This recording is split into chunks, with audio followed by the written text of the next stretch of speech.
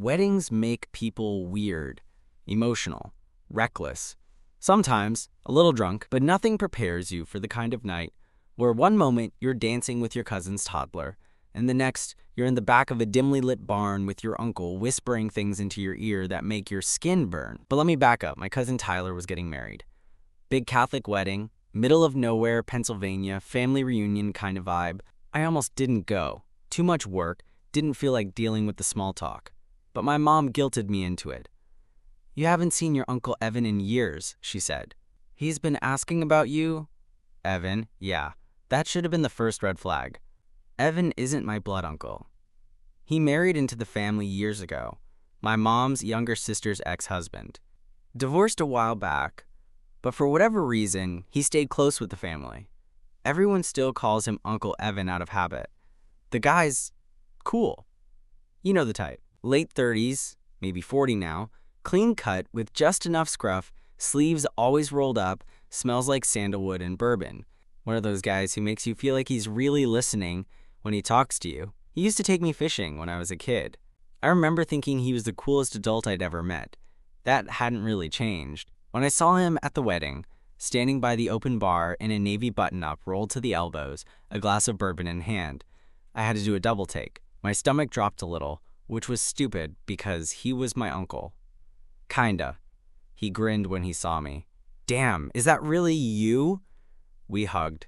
His arms were strong. Too strong. "You clean up nice," he said. Didn't think the kid I used to sneak beers to would turn out looking like this. I laughed it off, told myself he was just being friendly. It was hot in the barn. Everyone was drinking. And yeah, maybe I was flattered. I didn't think much of it until later. After a few too many whiskey gingers, after the bouquet had been thrown, after the DJ started playing early 2000s throwbacks, everyone was dancing. Even the older relatives, arms in the air, half drunk and offbeat. I was buzzed, sweaty, and out on the edge of the makeshift dance floor when Evan showed up beside me again. "You look like you need some air," he said, his voice low. Smooth. I didn't argue. We slipped out the back door of the barn into the heavy summer night. It was one of those sticky hot August evenings where the air hangs thick and everything smells like grass and dust and humidity. I leaned against the old wooden railing that circled the porch. He stood beside me, sipping from a flask he'd clearly brought himself. "You okay?" he asked, handing it over. I nodded, took a swig. It burned, but I didn't hate it. "It's weird seeing everyone like this," I said. "Drunk, happy, makes you think about stuff." He nodded slowly. "Weddings do that." We stood in silence for a while, listening to the muffled music from inside. A few fireflies blinked in the darkness beyond the clearing. Then he turned to me, closer now than he needed to be. "You always look like you're carrying something," he said quietly. I furrowed my brow. "What do you mean?" "Like you've got all this weight in you, like you're trying too hard to be okay." I let out a soft breath. "You get deep when you drink, huh?" Evan smirked. "Just observant." There was a pause. The kind that stretches just long enough to feel dangerous. Then he leaned in. Not all the way, just close enough that I felt his breath on my neck. And he whispered, "I used to wonder what it'd be like if we weren't related." My stomach dropped. I blinked, slowly turning my head toward him. "What?" I asked, voice barely audible. He didn't answer, just looked at me with that same calm, unreadable expression, like he hadn't just set my entire brain on fire. I should have walked away. I didn't. Instead, I just stood there, heart pounding, mouth dry, the heat of the night suddenly nothing compared to the heat creeping up my neck. That moment, it changed everything. The seconds stretched out like hours, and I couldn't quite process what I just heard. Uncle Evan whispering something like that in my ear? It felt like I'd been hit by a freight train. My mind was screaming at me to push him away, to tell him this was insane, that he was crossing a line. But my body betrayed me. I stayed still, frozen in place. I could feel his warmth right there, close enough that if I reached out, my hand would brush his arm. My heart was pounding so loud I was sure he could hear it. He cleared his throat and finally stepped back. giving me space. "I'm sorry," he said, voice softer now, almost regretful. "That wasn't fair. I shouldn't have said that." I tried to speak, but all I got was a dry cough. "Let's just forget it," he added, turning his gaze back toward the barn. I swallowed hard, still trying to wrap my head around what just happened. "Yeah," I managed, forcing a shaky laugh. "Let's forget it," but I knew we wouldn't. We stayed out there for a while longer, drinking in silence. The noise from inside the wedding faded until all I could hear was the soft hum of cicadas and the distant chatter of guests wandering back outside. When we finally went back inside, the mood between us had shifted, charged with an electricity I couldn't ignore. He didn't say much after that, just offered me a hand to steady me when I stumbled, eyes lingering longer than usual. I was drunk and confused, and the heat from the night was making everything feel more intense. I kept telling myself it was just the alcohol talking, but the look in his eyes said otherwise. Later, when the crowd thinned and the bar slowed down, I found myself alone with Evan near the dessert table. The scent of cake and strawberries hung in the air, but I wasn't paying attention. He stepped close again. "This was a mistake," I whispered, trying to pull away. "No," he said quietly. "Maybe it's not." His hand brushed my arm. My skin prickled. "I've thought about this for a long time," he admitted, voice low. I didn't know what to say. Part of me wanted to run. Part of me wanted to lean in.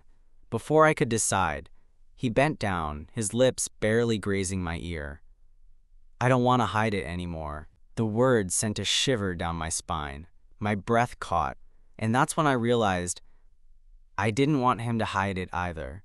After that whisper, the rest of the night passed in a blur. Every time I tried to focus on the music or the laughter around me, my mind drifted back to Evan's breath against my ear. That soft, impossible moment where everything shifted, and nothing would ever be the same.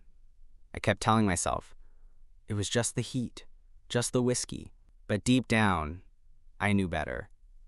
At some point, the crowd thinned enough that the bar was practically empty.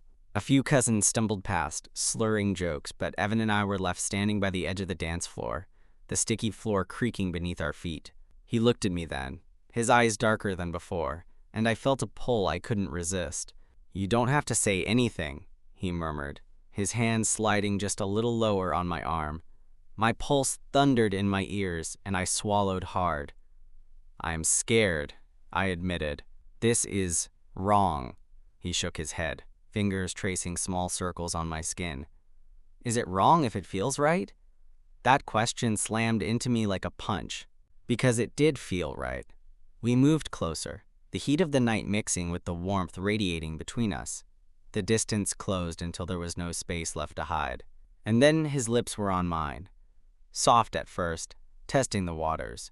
Then deeper, more urgent. My hands trembled, unsure where to go, but his fingers tangled in my hair, pulling me closer with a hunger I hadn't expected. The world fell away. The sounds of the wedding, the smells of cake and alcohol, they all disappeared. There was only the way his mouth moved against mine, the way his body pressed into mine, the way I felt alive for the first time in a long time. When we finally pulled apart, breathless and dizzy, Evan rested his forehead against mine. "This changes everything," he whispered. I didn't know what to say, but I knew one thing. I didn't want to let go. We didn't say much after that. Neither of us had the words, or maybe we were both too afraid to say them out loud.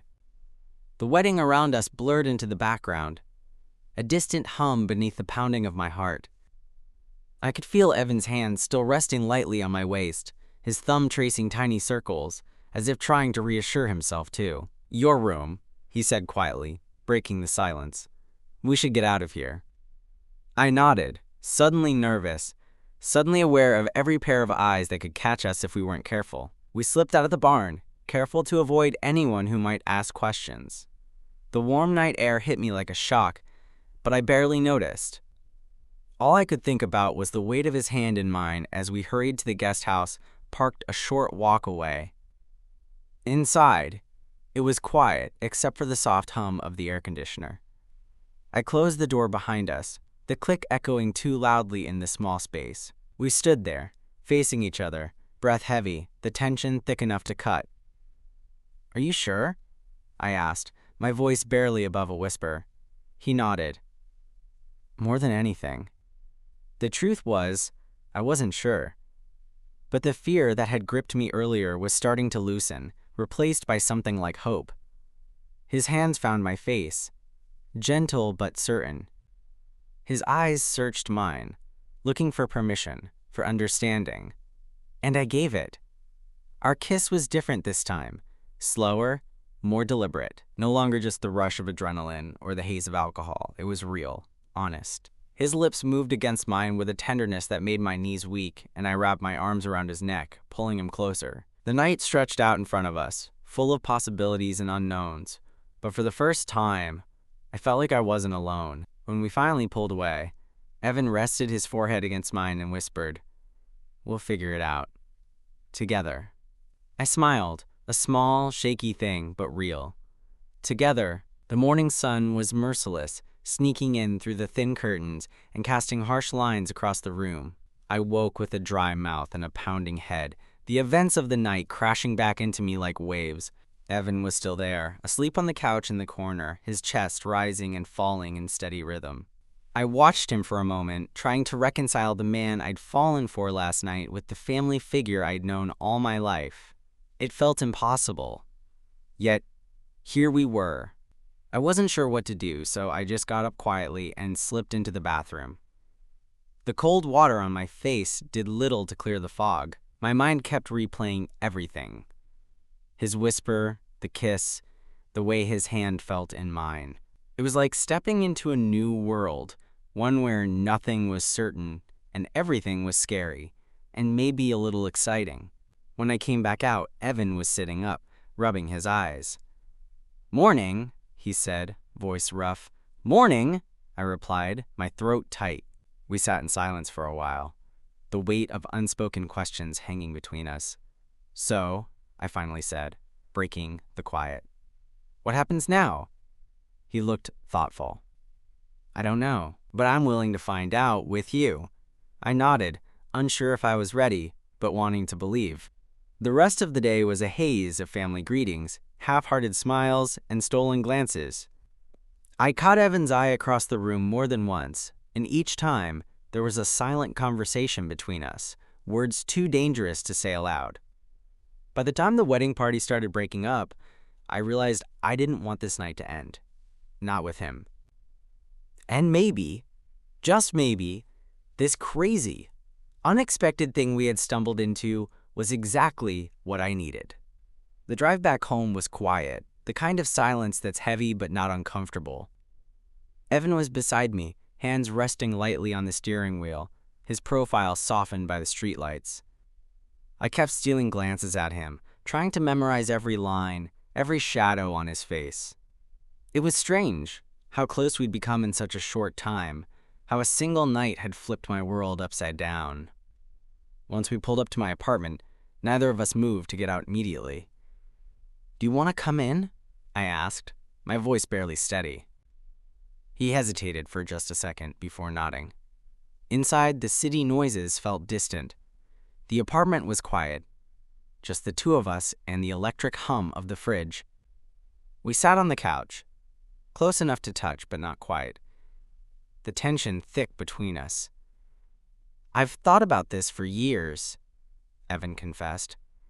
"I never knew how to say it. Or if I even should." I reached out, my hand finding his. "I'm glad you did." His fingers closed around mine, warm and sure. For the first time in a long time, I felt like maybe I wasn't alone. Like maybe there was something real waiting for me beyond the chaos and confusion. We talked late into the night about what we wanted, what scared us, what we hoped could be. It wasn't perfect, it wasn't easy, but it was ours. And sometimes that was enough. The days after the wedding were a whirlwind of emotions. I kept replaying everything in my head, every look, every touch, every whispered word, trying to figure out what it all meant and what it could mean. Evan and I fell into a strange kind of rhythm. We texted, talked on the phone, met up for coffee and late-night drives. We were navigating uncharted territory, trying to redefine a relationship that had been family for so long. It wasn't easy. There were moments of doubt, of fear, of uncertainty. The world outside was loud and judgmental, and the stakes felt impossibly high. But behind closed doors, we found something real, something that made the risk worth it. One evening, a few weeks later, we found ourselves back at the barn where it all began. The place was quiet now, empty except for the soft glow of string lights left hanging. We stood together under the stars, the summer heat finally fading into a cool breeze. Evan took my hand, his eyes shining. "Thank you for taking this chance," he said softly. I squeezed his hand, heart full. "For what it's worth, I'm glad I listened when my mom said to come to this wedding." He smiled, leaning in to kiss me again. And for the first time, everything felt exactly right. I hate weddings. I really do. Not because I'm anti-love or anything, but because they always seem to bring out the weirdest versions of people, especially family. You have all these people packed in tight spaces, drinking way too much, dressed like they're headed to a fancy magazine shoot but behaving like they're at a college frat party. It's the perfect storm for awkward moments. So when my mom insisted I come to my cousin Tyler's wedding, I wasn't exactly thrilled, but I love my mom, and she had been dropping hints for weeks. "You haven't seen your Uncle Evan in years," she said. "He's been asking about you. It would mean a lot to me." I didn't argue. I packed a suit I barely wore anymore, tried to fix my hair without looking in the mirror too much, and drove out to the tiny town where the wedding was being held. The place was small, tucked between rolling green hills and cornfields. Perfectly quaint in the daylight, but the barn venue where the reception was held was already crowded and sticky with humidity by the time I arrived. I spotted Evan almost immediately. He was standing by the open bar, glass in hand, his navy blue shirt rolled up at the sleeves, showing off tan, strong forearms. The kind of arms you imagine wrapped around someone protectively, or maybe a little possessively. My chest tightened for a second, probably the whiskey talking, and I realized I hadn't seen him in nearly 3 years. The last time, he'd been a fixture of my childhood summers, the cool uncle who taught me how to fish and sneak beers when my parents weren't looking. But now, he was different. Older, sure. More dangerous, maybe.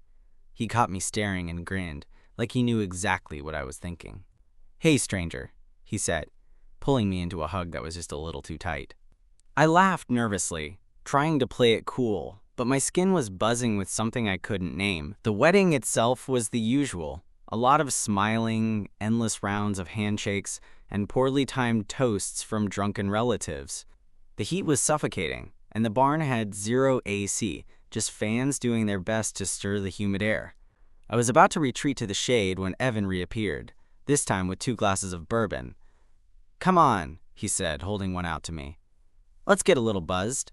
I took it, the burn of the bourbon matching the heat creeping up my neck.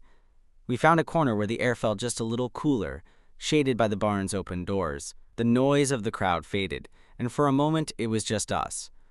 We talked, not just the usual, how's work, how's life, small talk, but real talk.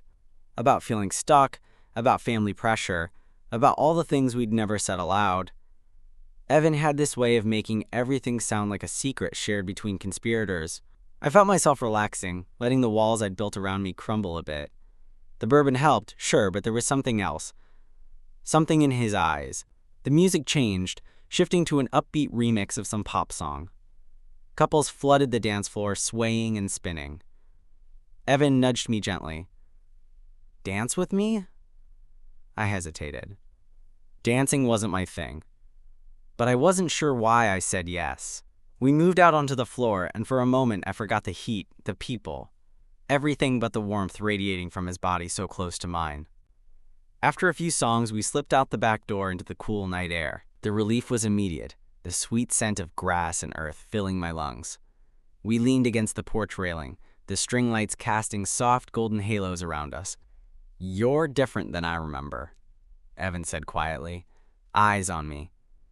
I laughed nervously. "You're probably just drunk." He smirked, the kind of smile that made my stomach flutter. "Maybe," he whispered, leaning in so close I could feel his breath on my skin. And then he said it. I used to wonder what it'd be like if we weren't family. My world stopped. For a moment, I couldn't breathe. His words hung between us like a forbidden secret, electrifying the air. I wanted to laugh it off, tell myself it was the bourbon talking, or maybe the heat playing tricks on my mind. But it wasn't just that. It was the way he said it, the raw honesty in his voice. I swallowed hard, trying to keep my composure. What do you mean? Evan's gaze didn't waver. I mean, I've thought about you. About us. Not like family. The world spun around me, and suddenly the distant sounds of laughter and music felt miles away. The quiet night wrapped us in a bubble, cocooning us from the rest of the world. I wanted to back away, to tell him this was crazy, impossible. But my feet felt rooted to the spot. I was both terrified and inexplicably drawn to him. You don't have to say anything, he said, reaching out to gently touch my arm. His fingers sent a shiver through my skin, igniting a heat that had nothing to do with the humid summer air. I don't know what to say. He smiled softly, a flicker of vulnerability in his eyes. You don't have to say anything now. Just know that I'm here, that I've been here. I looked up at him, really looked. The familiar face of the man I'd known since childhood was now tangled with something new, something dangerous. I thought you were just my uncle. His laugh was low, teasing, but not unkind. And I thought I was just your uncle. Turns out, I was wrong. A beat passed, thick with unspoken things. The porch light flickered, casting shadows across his face. I could see the faint stubble on his jaw, the curve of his lips as they pressed into a line. Are you afraid? He asked, voice barely above a whisper. I nodded. Terrified. He stepped closer, closing the gap until I could feel his heartbeat. Me too. The last thing I expected was for him to lean in and brush his lips softly against my temple. A tentative, searching touch. It was the beginning of everything. Fear, desire, confusion, and a strange kind of hope. We stayed out there for a long time, wrapped in silence and stolen touches, until the distant sound of the wedding party reminded us of the world waiting inside. As we slipped back through the barn doors, the crowd greeted us with cheers and laughter, oblivious to the quiet revolution that had just taken place. Back inside, the barn felt even hotter, the thrumming bass of the music mixing with the heat pressing down on my skin. I tried to focus on the familiar faces, the laughter echoing off the wooden beams, but all I could think about was Evan, the way his breath had tickled my ear, the way his hand had brushed mine with a softness that made my heart race. We drifted through the crowd like shadows, avoiding too many questions or stares. Every time our hands brushed, a jolt shot up my arm, and I could feel the electricity crackling between us, dangerous and thrilling all at once. The wedding party was in full swing. The cake had been cut, the speeches were long forgotten, and people were either dancing or collapsed in corners nursing their drinks. I caught a glimpse of Tyler, my cousin, and the groom, beaming with happiness. I wondered if he had any idea what was happening on the sidelines. Evan pulled me towards a quieter corner, near the coat check. The flickering string lights cast dancing shadows across his face, highlighting the sharpness of his cheekbones and the way his eyes gleamed with something I couldn't name. Are you okay? He asked, voice low and concerned. I nodded, though my throat was tight. I don't know.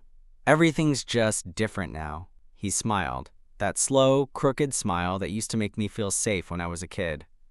Different can be good. I looked down at my hands, fiddling nervously with the hem of my shirt. What if people find out? What if this ruins everything? Evan's expression softened. Then we deal with it, together.